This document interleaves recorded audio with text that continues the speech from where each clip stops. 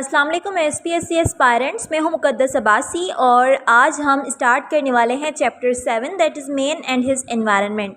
देखिए, अब जो लास्ट के 3 चैप्टर्स हैं उनमें मैं टॉपिक वाइज लेक्चर्स डिलीवर नहीं करूंगी क्योंकि they are not that important chapters जिनको टॉपिक वाइज क्लियर किया जाए। आप इसको खाली थोरोली रीड भी कर लोगे या फिर जाके डायरेक्ट इसके MCQ सॉल्व कर लोगे तो भी ज़्यादा बेटर रहेगा क्योंकि इनके जो टॉपिक्स हैं वो ज़्यादा इंपॉर्टेंट नहीं लग रहा है मुझे। हम भी इसको जो है MCQs के थ्रू ही क्लियर कर लेंगे। जितने भी टर्मिनोलॉजी है वो MCQs के थ्रू ही क्लियर हो ही जाती है। और अगर किसी को और भी क्लियर करनी है तो आप भले बुक रीडिंग कर लीजिए, it's not that difficult. Okay, so let's get started. उससे पहले मैं आपको बता दूं, ये एक रेफरेंस है जो कि कोचिंग क्लासेस के लिए रेफरेंस प्रीफर की जाती है। उनमें से एक रेफरेंस है, आप इसको ख़रीदिएगा नहीं, बस इसको डायरेक्टली मैं यहाँ से कर रही हूँ, मेरे पास रखी हुई थी तो इसको बाय करने की ज़रूरत नहीं है। इसके डायरेक्टली MCQs आपको ऑनलाइन वगैरह मिल जाते हैं तो आप डायरेक्टली MCQs ही सॉल्व कर लीजिए। Okay, so let's start.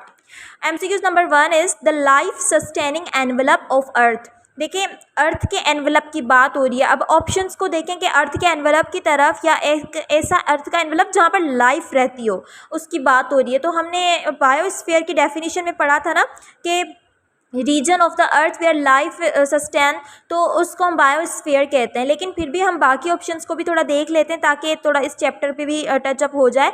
Biomass हम कहते हैं वो मास, वो मटेरियल जो कि लाइफ से आता हो और उसको रिसाइकल किया जाए। ठीक है, जैसे कि वुड है, वुड कहाँ से आता है? Would is the product of plants. ठीक है, तो लाइफ से आने वाला मटेरियल जिसको हम रिसाइकल करके उससे एनर्जी हासिल कर सके तो उसे हम बायोमास कहते हैं। बायोम कहते हैं एक ऐसा रीजन जहाँ पर लाइफ रहती हो और उस लाइफ को, उस रीजन को डिफ़ाइन करने के लिए हम वहाँ की लाइफ को भी डिस्कस करें, वहाँ के क्लाइमेट को डिस्कस करें, यानी वहाँ के फूड को डिस्कस करें कि वो लोग फूड कैसे हासिल करते हैं या वो लाइफ जो है वो वहाँ पर फूड कैसे हासिल करती है, वहाँ का क्लाइमेट क्या है वगैरह वगैरह। जैसे कि हम जो है एक टर्म यूज़ करते हैं ग्रास लैंड, एक ऐसी जगह जहाँ पर ग्रास हो। अब वहाँ पर प्लांट्स की डेफिनेशन भी आ जाती है कि मतलब कितने छोटे छोटे प्लांट्स होते हैं और कौन सी टाइप ऑफ एनिमल है जो वहाँ पर रहते हैं। यानी इस रीजन को डिफाइन करने के लिए हम उनका क्लाइमेट, उनका फूड, उनकी लाइफ स्टाइल वगैरह को डिस्कस करते हैं। Then that is said to be biome. Okay, biosphere is the region of earth where life sustain. Atmosphere तो एक जो है ब्लैंकेट ऑफ गैसेज होता है जो कि अर्थ को सराउंड कर रहा है। Okay, next MCQs is, I hope कि आपको नज़र आ रहा हो यहाँ से, the group of organism belong to the same species live in a particular area. ये हमने चैप्टर 9th के किसी चैप्टर में, शायद 3rd चैप्टर में हमने पूरा एक सिस्टम पढ़ा था कि स्पीशी जो होती है वो स्मॉलेस्ट यूनिट होता है क्लासिफिकेशन का। जब स्पीशीज़ कंबाइन होती हैं, सेम टाइप ऑफ स्पीशी, यहाँ पर किस चीज़ की बात हो रही है? सेम स्पीशी और उनका ग्रुप। तो सेम स्पीशी के ग्रुप को हम पॉपुलेशन कहते हैं जबकि डिफरेंट स्पीशी के ग्रुप को हम कम्युनिटी कहते हैं। Next is an area where community interact with non living environment is called.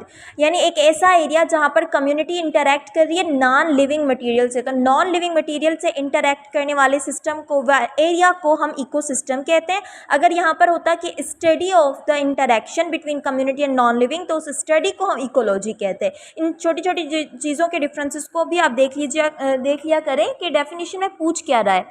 Any biological region recognised by its climate और वेजिटेशन इज कॉल्ड। अभी अभी इसको डिस्कस किया हमने कि एक ऐसा रीजन जो कि क्लाइमेट और वेजिटेशन के थ्रू रिकॉग्नाइज किया जाए तो उसको हम बायोम कहते हैं। The transfer of food from producer through some organism with repeated eating and being eaten is called. देखिए, ये जो पहले आपको पता होना चाहिए कि प्रोड्यूसर्स वगैरह ये क्या होते हैं। प्रोड्यूसर्स जो एनर्जी को प्रोड्यूस करने वाले हैं ना उनको कहते हैं, यानी प्लांट्स की बात हो रही है कि डायरेक्ट सनलाइट से एनर्जी को प्रोड्यूस करने वाले होते हैं प्रोड्यूसर्स।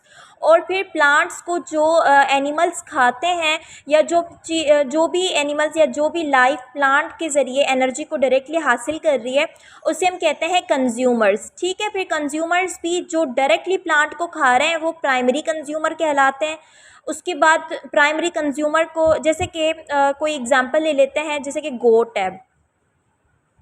ठीक है। गोट जो है वो डायरेक्टली किसको खा रही है, प्लांट को, या फिर ग्रास होपर की एग्जांपल ले लेते हैं। ग्रास होपर डायरेक्टली खा रहा है प्लांट्स को, ग्रास होपर की एग्जांपल लेते हैं। तो ग्रास होपर खा रहा है प्लांट को, तो ग्रास होपर क्या हो गया, प्राइमरी कंज्यूमर हो गया। अब इस ग्रास होपर को लेट सपोज केट खाती है, तो केट जो है वो जाएगी सेकेंडरी कंज्यूमर। फिर केट को अगर कोई और एनिमल खा रहा है, फॉर एग्जांपल स्नैक, अब केट को जो नेक्स्ट एनिमल खा रहा है वो कहलाएगा टर्शरी कंज्यूमर। इस तरीके से ये चेन बनती चली जाती है, ठीक है। प्राइमरी कंज्यूमर की, सेकेंडरी कंज्यूमर की, टर्शरी कंज्यूमर की, लास्ट में आ जाते हैं डीकम्पोजर। ठीक, डीकम्पोज़र हम कहते हैं उनको जो डिकम्पोज़ करके खाते हों, जिसमें बैक्टीरिया आ जाता है, फंजाई आ जाता है, यानी बिल्कुल ख़त्म करके खाएं ना उस चीज़ को, उसको हम कहते हैं डीकम्पोज़र। तो पहले क्या आ गया, प्रोड्यूसर, उसके बाद प्राइमरी कंज्यूमर, फिर सेकेंडरी कंज्यूमर, फिर टर्शरी कंज्यूमर, और लास्ट में आते हैं डीकम्पोज़र्स। ठीक है। तो अब यहाँ पर कह रहा है कि ना ये जो हम पूरी चेन बनाकर बता रहे होते हैं ना कि इसको ये खा रहा है, इसको ये खा रहा है, तो ये एक चेन को हम कहते हैं फूड चेन। ठीक है। फूड पायरामिड और फूड वेब में भी हम यही चीज़ दिखा रहे होते हैं, लेकिन फूड पायरामिड एक ग्राफिकल रिप्रेजेंटेशन होती है। तो जब भी ऐसा हो कि आपके आगे यही सवाल ग्राफिकल रिप्रेजेंटेशन की फॉर्म में आ जाए, ये पूछा जाए कि ट्रांसफ़र हो रहा है फूड मटेरियल का प्रोड्यूसर्स टू कंज्यूमर, लेकिन वो आपको ग्राफिकल रिप्रेजेंटेशन में दिखाया जा रहा है, तो उसको हम फूड पायरामिड कहेंगे। और फूड वेब किसको कहते हैं, जब बहुत सारी फूड चेन एक साथ बनी हुई हो, एक ही साथ 3 से 4 फूड चेन बनी हुई हो, तो उसे हम फूड वेब कहते हैं। ओके।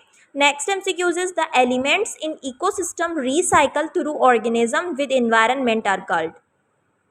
तो कह रहा है कि एलिमेंट्स जो इकोसिस्टम में होते हैं ना, वो ऑर्गेनिज्म के थ्रू रिसाइकल होते हैं। तो एक तरह से साइकिल हुआ, और किस चीज़ का साइकिल हुआ, एलिमेंट्स का साइकिल हुआ, लेकिन किसके यूज़ से, ऑर्गेनिज्म के यूज़ से। तो ये बायो जियो केमिकल साइकिल कहलाएगी।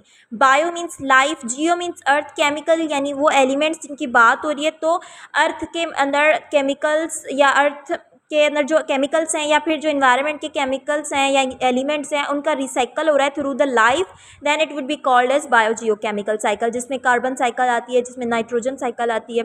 Process where nitrogenous compound of living organism convert into nitrate. एक बात याद रखें, नाइट्रोजिनस कंपाउंड अगर नाइट्रेट में कन्वर्ट हो रहे हैं, तो इस प्रोसेस को हम कहते हैं नाइट्रिफिकेशन। और अगर नाइट्रोजिनस कंपाउंड जो है वो nitrogen gas, atmospheric nitrogen gas में कन्वर्ट हो रहे हैं, तो उसे हम कहेंगे डीनाइट्रिफिकेशन। ठीक है। तो यहाँ पर देखिए किसकी बात हो रही है कि नाइट्रोजन कंपाउंड का कन्वर्ट किया जा रहा है किसमें, नाइट्रेट में, तो इस प्रोसेस को हम कहेंगे नाइट्रिफिकेशन। अगर नाइट्रोजन गैस की बात होती तो हम डीनाइट्रिफिकेशन पे क्लिक करते। The cold war between the organism of a community occupying the same habitat, same habitat के लिए या लाइफ के प्रोसेसेस के लिए एनिमल्स जो डिफरेंट लाइफ स्पीशी के हैं, वो आपस में ना लड़ते हैं, आपस में वार करते हैं, तो एक तरह से उनका ये कॉम्पिटिशन होता है। अच्छा, उसके बाद association between two different types of organism. याद रखें, two different types of organism में जो एसोसिएशन होती है, यानी वो जो साथ रहते हैं, उसे हम कहते हैं सिम्बायोसिस। सिम्बायोसिस यानी same different type of organism का एक साथ रहना। अब ये जो सिम्बायोसिस एसोसिएशन होती है ना, ये 3 तरह की होती है। वो तीनों ऑप्शंस यहाँ पर गिवन है, लेकिन डेफिनेशन सवाल में एक ही तरह की, तो डेफिनेशन बाद में आते हैं। हम 3 पहले डेफिनेशन को क्लियर कर लेते हैं। एक है पैरासाइटिज्म।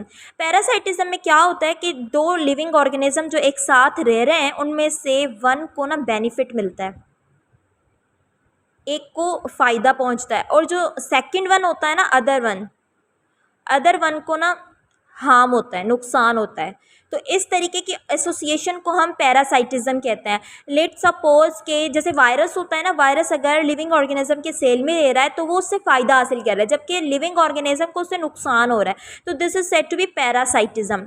एक और एसोसिएशन होती है म्यूचुअलिज्म। इसमें क्या होता है कि एक दोनों लिविंग ऑर्गेनिज्म, बोथ, यहाँ पर दोनों लिख रही थी, both living organism get benefit,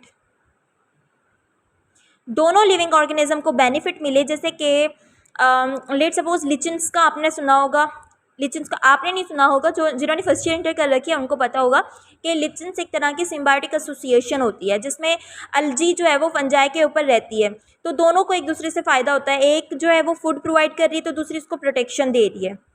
so this is said to be a mutualism. Commensalism में क्या होता है कि एक दो जो स्पीशी एक साथ रहती हैं उनमें से एक को होता है बेनिफिट, और एक जो होता है उसको कुछ भी मतलब ना बेनिफिट मिलता है ना ही कोई हार्म मिलता है, ना नुकसान ना कोई फ़ायदा मिलता है। ठीक है, तो ऐसी एसोसिएशन को हम कमेंसलिज्म कहते हैं। जैसे कि ऐसा होता है कि कोई बड़ा सारा दरख्त है, उस पर छोटा सा कोई प्लांट होता है जाके स्टे करते हैं, यानी इस तरीके से ना राव आपने देखा होगा कि बड़े बड़े जो दरख्त होते हैं ना उन पर छोटे छोटे दरख्त और लगे हुए होते हैं, यूँ साइडों में उनकी ब्रांचेस पर लगे हुए होते हैं, कोई और स्पीशी के प्लांट मतलब अटैच हो जाते हैं उनके साथ। अब क्या होता है, वो जो छोटी छोटी स्पीशी या जो वीड्स है वो जो अटैच हो गई है इसके साथ, वो इस बड़े वाले प्लांट से फूड तो हासिल कर रही है लेकिन खुद जो है बदले में ना नुकसान दे रही है ना फ़ायदा दे रही है। ऐसे एसोसिएशन को हम कहते हैं कमेंसलिज्म। अब देखते हैं डेफिनेशन में हमसे क्या पूछा जा रहा है। हमसे पूछा जा रहा है association between two different types of organisms which are benefit to each other. दोनों बेनिफिट दे रहे हैं, cannot live without each other, और एक दूसरे के बगैर रह नहीं सकते, तो वो म्यूचुअलिज्म हो जाएगा। 10 MCQs. The amount of solid waste or concentration of gases other than oxygen increase in atmosphere. Atmosphere में ऑक्सीजन के अलावा बाकी गैसेस की कंसनट्रेशन का बढ़ जाना, सॉलिड वेस्ट का बढ़ जाना एयर पोल्यूशन कहलाता है। इंडेंजर्ड स्पीशीज़ आर, देखिए इंडेंजर्ड स्पीशीज़ किसको कहते हैं, वो स्पीशीज़ एक होता है इंडेंजर्ड, एक होता है एक्सटिंक्ट स्पीशीज़। एंडेंजर्ड स्पीशीज़ का मतलब है वो स्पीशीज़ जो खतरे में, जिनकी लाइफ खतरे में है। लाइफ खतरे में है का मतलब ये है कि हम लोग जो है वो इंसान उनको इतना ख़त्म करता जा रहा है, हम लोग इतना उनको मारते चले जा रहे हैं अपनी खुशी से। वो जो करते हैं, लोगों को शौक होता है ना, पिस्टल ले लेके घूम रहे होते हैं, कुछ बर्ड्स को मार रहे होते हैं, उनको शौक होता है। इस तरीके से उनकी पूरी स्पीशी ख़त्म हो रही है आराम आराम से, या फिर उनको फूड नहीं मिल रहा तो इसी वजह से ख़त्म हो रही है, तो या पोल्यूशन की वजह से, तो किसी न किसी रीजन की वजह से जो स्पीशी आहिस्ता आहिस्ता ख़त्म होती जा रही है ना, उसको हम कहते हैं इंडेंजर्ड स्पीशीज़। और एक्सटिंक्ट स्पीशीज़ यानी जो कि ख़त्म हो चुकी है, बिल्कुल है नहीं, जैसे डायनासोर एक एक्सटिंक्ट स्पीशी में आता है। इंडेंजर्ड स्पीशीज़ में मार्खोर है और भी कुछ एनिमल्स की एग्जाम्पल होती है। खैर यहाँ पर endangered species are reduced in number होगा। Next MCQs is the scientific study of environment, ecology, evolution, global change within compound form। तो scientific study इन सब की environmental biology में आती है। This one, scientific study of the various relationship exist between organism and their environment। ये भी एक तरह से environmental biology है, तो उसका ऑप्शन तो है नहीं, हम ecology पर लगाएंगे, दोनों सेम चीज़ें हैं। Symbiotic association in which both the parents, ये तो सेम चीज़ पूछी जा रही है म्यूचुअलिज्म की। अब यहाँ पर ना वही सेम एमसीक्यूज रिपीट हुए हैं, तो मैं इनको दोबारा क्लियर नहीं कर रही। अब हम 19 एमसीक्यूज से ना दोबारा स्टार्ट करते हैं। It's a biotic component of ecosystem. अब देखिए कंपोनेंट ऑफ इकोसिस्टम दो तरह के होते हैं, एक होता है biotics component of the ecosystem, दूसरे होते हैं ए बायोटिक। वर्ड से हमें पता चल रहा है यहाँ पर लाइफ की बात हो रही है, यहाँ पर लाइफ की बात नहीं हो रही। तो इकोसिस्टम के वो कंपोनेंट जो कि जिसमें लाइफ जो है इंक्लूडेड है, अब इसमें जितनी भी लाइफ है वो आ जाती है, एनिमल्स आ गए, प्लांट्स आ गए, फंजाई, एल्गी, जो भी है ये बायोटिक कंपोनेंट में आते हैं। इसमें producers, consumers, tertiary consumers, decomposers, ये सारे बायोटिक कंपोनेंट ऑफ इकोसिस्टम में आते हैं। जबकि ए बायोटिक कंपोनेंट में जितने भी नॉन लिविंग मटेरियल है, जब भी वाटर की बात होगी वो ए बायोटिक कंपोनेंट है, लाइट की बात होगी, एनर्जी की बात होगी, टेम्परेचर की बात होगी, ये सारे ए बायोटिक कंपोनेंट है। हमसे सवाल में भी ए biotic component of an ecosystem पूछा जा रहा है। ऑप्शन है लाइट, लाइट भी ए बायोटिक होती है, टेम्परेचर भी ए बायोटिक है, तो हम बोथ ऑफ दीज पर टिक लगाएंगे। In ecosystem the flow food material process through, ये तो पढ़ा था, फूड चेन के थ्रू होता है। Number of animals at low trophic level. अब देखिए पूछा जा रहा है कि लो ट्रॉफिक लेवल पर ना नंबर ऑफ एनिमल्स तो वो ज़्यादा होते हैं। अब देखो कि लो ट्रॉफिक लेवल पर प्रोड्यूसर्स आते हैं, प्रोड्यूसर्स तादाद में ज़्यादा होते हैं, फिर प्राइमरी कंज्यूमर वो इससे थोड़ा कम होते हैं, तो सबसे ज़्यादा जो है वो लो ट्रॉफिक लेवल पर ही एनिमल्स ज़्यादा होते हैं। Graphic representation of members of population in an area at different, देखो ग्राफिकल रिप्रेजेंटेशन की बात हो रही है, वो भी मेंबर्स ऑफ पॉपुलेशन की, तो ये पायरामिड की ही बात हो रही है, लेकिन पायरामिड भी डिफरेंट होता है। अगर प्रोड्यूसर्स कंज्यूमर्स इस तरीके का बना हुआ हो तो वो पायरामिड ऑफ एनर्जी के सेंस में भी बन सकता है, पायरामिड ऑफ मास की, लेकिन यहाँ पर तादाद की बात हो रही है, पॉपुलेशन की तादाद की बात हो रही है, तो यहाँ पर pyramid of number will be the correct option. The first trophic level is composed of algae and plants, organism of this are called. कह रहा है कि जो फर्स्ट ट्रॉफिक लेवल होता है ना, ट्रॉफिक लेवल हम किसको कह रहे हैं, ये जो हम पायरामिड बना लेते हैं ना, फिर इसमें आते हैं पहले प्रोड्यूसर्स आते हैं, फिर प्राइमरी कंज्यूमर, फिर सेकेंडरी, फिर टर्शियरी, और लास्ट में आते हैं डिकम्पोजर्स। तो ये जो है ये ट्रॉफिक लेवल कहलाते हैं। प्राइमरी कंज्यूमर ट्रॉफिक लेवल है, प्रोड्यूसर ट्रॉफिक लेवल है, ये हर एक अलग अलग से ट्रॉफिक लेवल है। अब यहाँ पर कह रहा है कि फर्स्ट ट्रॉफिक लेवल जिसमें अलजी आते हैं, जिसमें प्लांट्स आते हैं, तो वो हमने पढ़ा था कि उससे हम कहते हैं प्रोड्यूसर्स। ठीक है, wait, so correct option is C. Process of converting nitrogenous compound into free nitrogen, तो ये अभी अभी मैंने आपको बताया था कि नाइट्रोजिनस कंपाउंड को अगर फ्री नाइट्रोजन में कन्वर्ट करना है तो वो डीनाइट्रिफिकेशन होगी। विच one is not the greenhouse gas? Green house gas यानी जो कि ग्रीन हाउस इफेक्ट करे। अब ग्रीन हाउस इफेक्ट किसको कहते हैं कि गैसेस जो होती हैं वो जब, जैसे कार्बन डाइऑक्साइड गैस है, जब वो ज़्यादा हो जाती है एटमॉस्फेयर में, जब ये ज़्यादा क्वांटिटी में हो जाती है, इसका नॉर्मल होना ज़रूरी है। अगर ये अपनी नॉर्मल क्वांटिटी से ज़्यादा बढ़ जाती है तो क्या होता है कि अर्थ से हीट जो है वो बाहर नहीं निकल पाती, क्योंकि हमेशा चीज़ें हाई टू लो कंसनट्रेशन जाती हैं। अब हीट जो है वो हाई टू लो जा रही थी, लेकिन कार्बन डाइऑक्साइड इतनी जमा हो गई है कि अब अर्थ की गैसेस बाहर, अर्थ की हीट बाहर निकल ही नहीं पा रही, तो इस तरीके से ग्लोबल वार्मिंग हो रही है। ठीक है, और ये जो गैसेस हैं जो कि ये इफ़ेक्ट काज कर रही हैं, ये ग्रीन हाउस गैसेस होती हैं। ठीक है, जो इसमें कार्बन डाइऑक्साइड भी आ जाती है, इसमें मीथेन भी आ जाती है, नाइट्रस ऑक्साइड, लेकिन ज़्यादा मिकदार जो होती है वो कार्बन डाइऑक्साइड की होती है। लेकिन यहाँ पर पूछा जा रहा है कि which one is not the greenhouse gas, तो वो ओजोन है। Ozone is not a greenhouse gas. Okay, here this chapter ends. यही टॉपिक्स थे पूरे चैप्टर में डिस्कस किए हुए, प्रोड्यूसर्स, कंज्यूमर्स, कार्निवोर। ये आपको पता होना चाहिए ये चीज़ें कि ओमनीवोर किसको कहते हैं, कार्निवोर किसको कहते हैं। एक होता है हर्बीवोर्स। हर्बीवोर वो एनिमल्स होते हैं जो सिर्फ प्लांट्स को खाते हैं। ठीक है, उसके बाद आते हैं कार्निवोर्स। कार्निवोर्स वो एनिमल्स होते हैं जो कि सिर्फ किसको खाएंगे, एनिमल्स को खाएंगे। ठीक है, और उसके बाद कुछ होते हैं ओमनीवोर्स। ओमनीवोरस वो होते हैं जो कि बोथ प्लांट एंड एनिमल को खाते हैं। ठीक है, तो उनको हम कहते हैं ओमनीवोर्स। तो यही डेफिनेशन है छोटी छोटी पूरे चैप्टर में। बायोटिक कंपोनेंट किसको कहते हैं, एबायोटिक कंपोनेंट किसको कहते हैं, नाइट्रोजन साइकिल क्या होती है, पूरी नाइट्रोजन साइकिल में जो उसका निकलता है ना, ऐसा समझे कि जिसमें से एमसीक्यू ज़्यादा से ज़्यादा बन सकते हैं वो यही होता है, नाइट्रोजन कंपाउंड का नाइट्रोजन में कन्वर्ट हो जाना या फिर नाइट्रेट्स में कन्वर्ट हो जाना किसको कहते हैं। फिर ग्रीन हाउस इफेक्ट का एसिड रेन है। एसिड रेन वाली गैसेस कौन सी होती हैं कि एटमॉस्फेयर में ना carbon dioxide, sulphur dioxide, nitrogen dioxide, ये ऑलरेडी होती हैं। ये तो कुदरती है, लेकिन ये दोनों जो है वो उससे आती हैं, इंडस्ट्रीज़ वगैरह से एमिट आउट हो रही होती हैं। अब अगर क्या होता है कि ना, जब रेनिंग होती है तो वाटर आ रहा होता है ऊपर से, वो जो वाटर है जैसे ही नीचे आता है तो इनके साथ रिएक्ट कर जाता है और ये बन जाती हैं गैसेस। यानी कार्बन डाइऑक्साइड से बनती है कार्बोनिक एसिड, सल्फर डाइऑक्साइड से बनती है सल्फ्यूरिक एसिड, नाइट्रोजन डाइऑक्साइड से बनती है नाइट्रिक एसिड H2NO3। ये जो थ्री गैसेस हैं जब ये रेन के साथ आ रही हो तो ये जो जितनी भी इमिटेशंस, ज्वेलरीज वगैरह होती हैं या फिर जो स्टेचूज़ होते हैं, इनको पूरा ख़राब कर देती हैं, ज़मीन की पैदावार को ख़राब कर देती हैं। तो इस प्रोसेस को हम कहते हैं, इस रेनिंग को हम कहते हैं एसिड रेन। यही कुछ टॉपिक्स है जो इस चैप्टर में कंप्लीट किए गए थे। Thank you so much. I hope का आपको ना एमसीक्यूज़ के थ्रू ये चैप्टर कंप्लीट हो चुका होगा। मिलते हैं नेक्स्ट चैप्टर में।